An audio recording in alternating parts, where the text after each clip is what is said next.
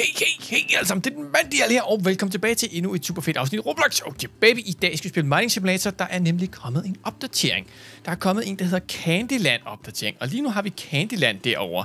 Det jeg godt kunne tænke mig, det var, vi skal tjekke Candyland ud, men jeg kan se, der er også kommet private miner. Der er rent faktisk også kommet quests. Lad os prøve at starte med Private Mines, den har jeg rent faktisk købt. Så har vi så en mine her, hvor vi kan stå, der er så allerede nogen, der har valgt at grave for mig, eller hvad? Så jeg kan stå sammen med den her, og så bare fyre der ned af og tjene mega mange monetos. Det er altid lækkert, at man kan det, men lad os bare starte med at gå til Surface. Vi kan altid tjekke det her ud på et andet tidspunkt. Lige nu er jeg lidt spændt på at se quests. Lad os se, hvad kan vi forvente her? Stone Digger. Så står der, at vi skal mine 12.000 stenblokke, så får vi en reward. Så skal vi mine 8 Legendary Stone Blocks og 8 Crixanium Blocks, hvad det så end er for en fiddlyhood ting. Lad os prøve at se. Ud af det er der kommet Candyland. Lad os prøve at se. Candyland, okay. You need one rebirth before you can travel to Candyland. Vi kan også købe adgang til Candyland. Hvad koster det? 200 Robux. Hvad koster en rebirth? Lad os lige prøve at se. 10.000 coins, og mange coins. Okay, der er lidt lang tid til. Jeg kunne godt tænke mig at se Candyland, så jeg har tænkt mig at købe adgang til Candyland. Sådan der. Godt. Så prøver vi igen. Yes, vi kommer til Candyland, venner. Vi kommer så meget til Candyland. Lad os prøve at se her. Vi har en shop herovre. Skal vi prøve at gå over i Candy Shoppen? Der er allerede en herovre. Godly Miner hedder han. Der er også kommet hatte. Jeg skal da... skal vi ikke købe sådan en? Vi køber en crate, som vi kan åbne med fede hatte her. Godt. Legendary Hat Crate. Og hvad får vi? Hvad får vi? Får vi noget mega swag noget? Dominus Empyry. Nej, men... Lady of the Federation. Yes, den skal vi have på. Hvordan tager vi den på? Den skal vi altså lige have på. Lad os prøve at se her. Nu skal vi have Inventory. Den der. Equip. Ej, hvor er jeg smuk. Mit hår forsvinder. Det kan vi godt lide. Shop. Vi skal også se, om der kommer nye tools. Hvad er det, vi render rundt med lige nu? Der er en Donut Blaster. De er dyre herinde, hva'? 400.000 for den der. Det er altså vildt. Det er altså vildt. Lad os lige prøve at se. Vi har faktisk en chat på os. Det kunne vi jo prøve at sælge. Vi har 39.500 stykker et eller andet. Det kan vi jo prøve at sælge. Der fik vi 442.000. Og lige nu kan jeg sådan set ikke huske, hvor god denne her sådan er. Spørgsmålet er, om vi lige skal gå tilbage og tjekke, og så komme tilbage til Candyland bagefter, når vi har fundet ud af, hvor gode de ting er, vi har. For det er noget tid siden, at jeg har spillet det her, og det gør, at jeg altså ikke lige kan huske, hvor god det her sådan tool er, jeg har. Okay. Vi har denne her. Den har mining power 300 og speed boost 200. Okay. 300-200. Okay. Lad os tage til Candyland. Så ved vi, at vi skal have noget, der er bedre end 300-200, ellers så bliver det ikke særlig godt. Lad os prøve at se her. Nu går vi herind, og vi går til kagemand. Jeg har helt glemt, det var en kagemand, ham der. Jeg tror slet ikke, jeg lagde mærke til, at det var en kagemand før. Tools. Vi skal have noget bedre end 300-200. Den er meget cool. Mining power. Evaporation blocks at the speed of light. Donut Blaster hedder den. Så er det den, vi har i forvejen, ikke? Okay, de er meget cool, de her. Det er slet ikke det. Den her kunne måske være meget interessant at prøve, men den koster 11 millioner. Okay. Det vi skal gøre... det der står der godt nok ikke så flot deroppe, det der version 2.0. Nå, men det vi skal gøre, er, at vi skal prøve at mine ting og sager her og se. Sugarstone. Okay. Det er vildt, det her. Prøv at se her. Nu flyver vi bare dernede af. Men vores quest, gik det ud på, at vi skulle klare det her? Det tror jeg altså ikke, det gjorde. Kan vi få questen frem? Det kan godt være, at jeg ikke tog en quest, faktisk. Men det her, det er i hvert fald Candyland. Vi skal altså have nogle quests. Lad os lige starte med at få nogle quests, så kan vi altid gå amok med det her. Det er nemlig ret vigtigt, at vi får klaret nogle quests, tænker jeg. Fordi det er omdrejningspunkter for det her spil, ser det ud til. Lad os se. Quests. Stone. Nå, så kan vi bare tjekke vores progress, eller hvad? 700 ud af 12.000. Okay. Lad os prøve at gå til vores private mine og tage den derfra. Det kunne jo godt være, at det var måden at gøre det på. Join Los Elios. Der burde vi i hvert fald kunne få sten. Burde vi ikke? Jo, stone her. Så hvis vi får en masse af de her, så burde vi jo klare questen. Spørgsmålet er, om den popper op, når vi rent faktisk har klaret den. Det kunne jo være ret cool. Det vil altså ikke være helt dumt, venner. Det ville det ikke. Nej. Men jeg tror, jeg lader den her køre lidt og kommer tilbage, og så ser vi, om vi ikke har klaret den her, i hvert fald med stone. Det kunne jo godt tænkes, at det kunne ske i hvert fald. Okay, vi har faktisk klaret den her stone digger, men vi skal klare, det synes som om, vi skal klare alle 3, før vi får en reward. Legendary stone digger, mine 8 legendary stone blocks. Og så er der Crixanium blocks. Det kunne godt lyde som om, det var på månen, kunne det ikke? Jeg er ikke sådan 100, men vi kunne godt lige tage op og kigge, om det var noget, så vi rent faktisk kunne bruge det op. Lad os prøve at se. Jeg er ikke sådan helt 100, men... Okay, minen er i gang med at resette, så finder vi hurtigt ud af, om det er noget. Quests. Ja, her, der er også quests. Men det lyder bare sådan meget rumagtigt, gør det ikke? Lad os prøve at se. Space Stone, ja okay. Jeg viser ikke helt, hvad den der Crixanium-ting er for noget. Det er lidt et problem. Det må vi finde ud af jo. Det må kunne lade sig gøre sådan lige og slå det op en gang. Det virker umiddelbart ikke som... Jeg kan prøve at slå det op. Jeg synes ikke rigtigt, at jeg kunne finde ud af, hvad det var for noget, det her, vi skulle mine. Jeg har gravet godt nedad, og vi kan jo eventuelt sælge de her ting. Og tjene nogle flere penge og få et bedre mining-redskab. Spørgsmålet, jeg kunne bare virkelig godt tænke mig at klare questen, og jeg er lidt i tvivl om vi skal i Candyland, om vi skal i rummet, eller hvor vi skal hen helt præcis for at klare den. Lige nu tænker jeg, hvis jeg samler 200.000 stykker sten, blandet med alt, hvad jeg ellers miner, så kan vi prøve at sælge det, se hvor mange penge det giver, og måske kan vi få et endnu bedre mining-redskab. Det vil jo slet ikke være utænkeligt, at man kunne få det. Der er Bedrock, Asteroid Rock, Space Stone. Jeg har ikke fået noget Legendary endnu. Lad os prøve at se. Nu kan vi prøve at gå op her. Er det herovre, vi sælger? Sell. Okay. Jeg ved ikke helt, hvor meget det giver. Okay, det var 2,3 millioner. Det er faktisk ikke helt dumt. Lad os prøve at se. Nu har vi 2,8 millioner stakater. Det er jo altså ikke værst. Okay. Jeg tjekker lige. Jeg har ikke fået noget der Crixanium digger. Det er vist en form for blok med nogle røde elementer i. Jeg har prøvet at slå op en gang. Legendary Stone, det finder vi nok sådan undervejs. Jeg tror måske, vi skal grave et normalt verden. Udenbart kan det måske være nemmere, hvis vi graver... I don't know, i privatminen. Vi kan også tage chancen og så håbe på, at der er noget Candyland. Man ved det jo aldrig. Det kunne være ret fedt, hvis der var noget Candyland, faktisk. Jeg regner ikke med det. Lad os se. Den her koster 15 millioner. Det er muligvis den, vi godt kunne tænke os næste gang. Spørgsmålet er, om den i Candyland ikke er bedre. Jeg tror faktisk, den i Candyland er bedre. Den koster 11 millioner, den havde 600, og så havde den, var det 200-300 stykker. Noget i den stil. Lad os lige prøve at tage en tester her og så se. Jeg er ret sikker på, at den var bedre. Og hvis den er det, så er det jo den, vi skal have næste gang formentlig. I hvert fald prøve den, ikke?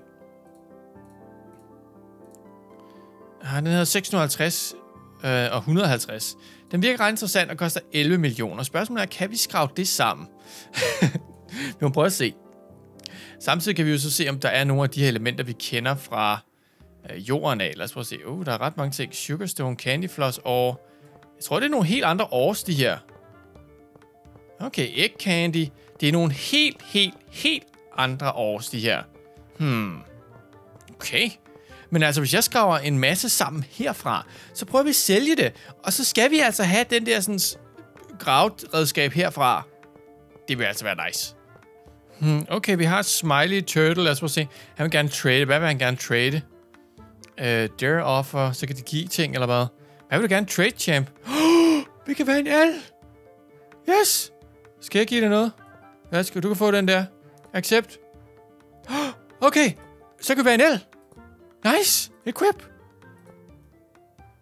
Vi har elgear på. Nice. Tak, Smiley. Fedt, mand. Jeg tager totalt swag ud. Vi skriver lige tak til ham. Altså her. Tak.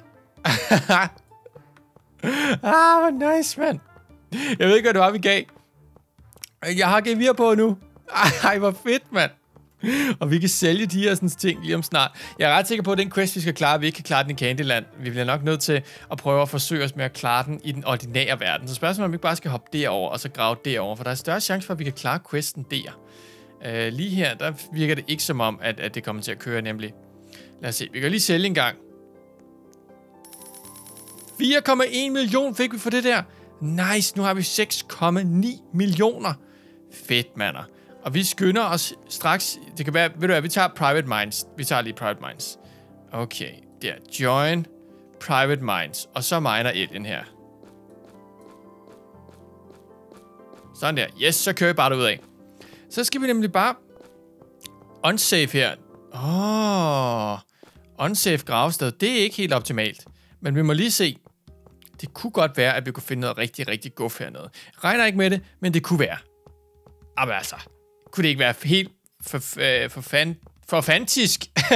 fantastisk, hvis vi kunne finde de her krak-slaksi vi skal finde, ikke? Og så en legendarisk sten. Vil det ikke bare være fedt, mand? Det ville være mega fedt med kraksinam og legendarisk sten. Altså, det ville være det fedeste dag i hele mit liv, tror jeg. Men altså, det skal vi altså. Kraksinam og legendarisk sten. Det bliver godt, det her. Vent, hvad er det der?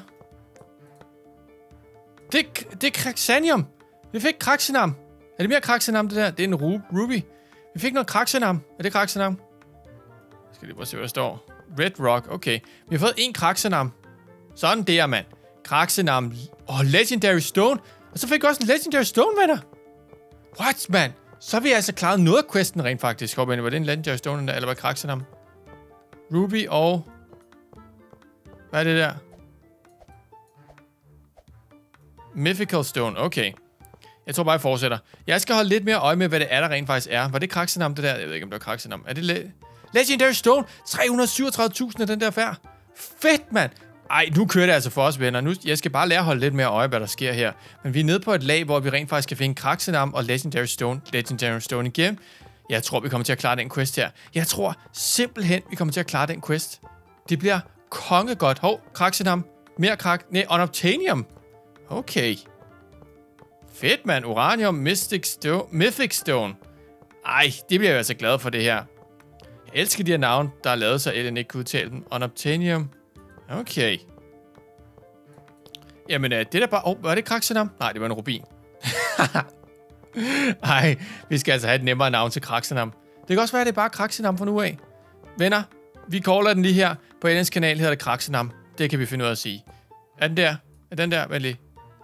Der er Kraxenam. Fedt, mand. Kraxenam. Lige ned i foret. Lige ned på foret på power. Sådan der. Øj, det bliver godt, det her. Det var en rubin. Okay. Nu kører det for os, mand.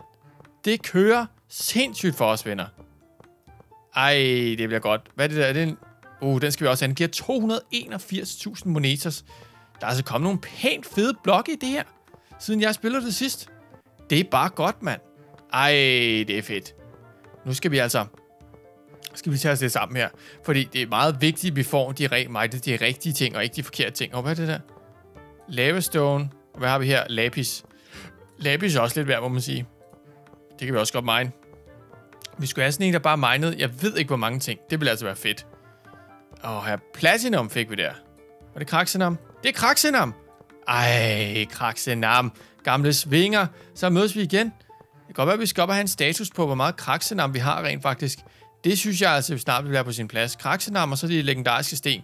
Skal nok lige have en status snart her. Lad os prøve at se. Ej. Vi har også 22.000 stykker ting i vores taske her. Der er Red Rock. Det er altså også en god chat værd. Jeg kan godt lide, at der er så mange forskellige ting i det her. Det synes jeg er fedt. Det kan jeg godt lide. Ej, jeg er glad for det, mand. Elsker det. Skal vi lige... Lad os lige gå op og tjekke. Hvor mange penge har vi? Nu sælger vi lige her. Vi sælger lige. Lad os se her. Så har vi så 10,8 mil lige nu. Jeg kunne godt tænke mig at vide, hvor langt vi er med questen. Så lad os prøve at gå home og så tage questen herover. Fordi det er ret vigtigt, at vi ved, hvor langt vi er med den her quest. Okay, vi har 3 ud af 8 legendariske sten, og vi har 4 ud af 8 Kraxenam. Okay. Det skal vi altså prøve. Mere af det, tak. Hvis jeg så lige går og miner lidt i ro og mag, så tror jeg, at det kan lade sig gøre. Okay, minen kollapset. Lad os prøve at sælge, hvad vi har lige nu. Vi har 330 stykker ting. Det gav 3,8 mil. Jeg skal lige dobbelttjekke, fordi den der candy-ting, den gav 650 og 150, ikke? Lad os prøve lige at tjekke her engang. Den til 15. Okay.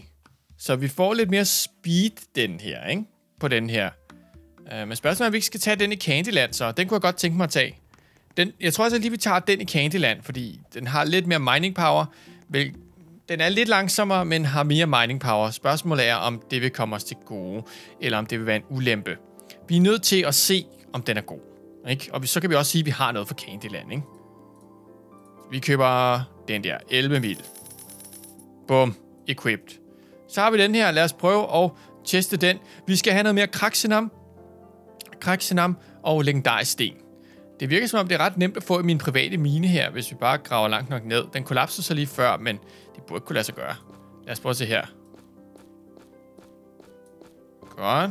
Okay, så kører vi bare derudad, mand. Den her, den fyrer bare donuts derudad, mand. For filen også, mand. Donut-gunnen her. Jeg tror, vi er ret tæt på at have klaret questen, faktisk. Jeg burde have tjekket det, da vi var oppe, hvor langt vi var med den. Men okay, vi tjekker lige, fordi det kunne faktisk godt være, at jeg havde klaret den. Jeg skal lige passe, at jeg gik i gang med at grave, og jeg så havde klaret den, ikke? Ej, det ville være typisk. Det ville være typisk. Lad os prøve at se her. Okay, vi mangler 1 Kraxedam, og 6, 7 og 3 legendariske sten. Okay, 1 og 3. Det er til at have med at gøre. Lad os prøve at se her.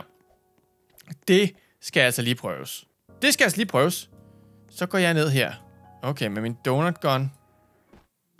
Og så kører vi bare derudad. Jeg er altså ret sikker på, at jeg kun mangler 1 legendarisk sten lige nu.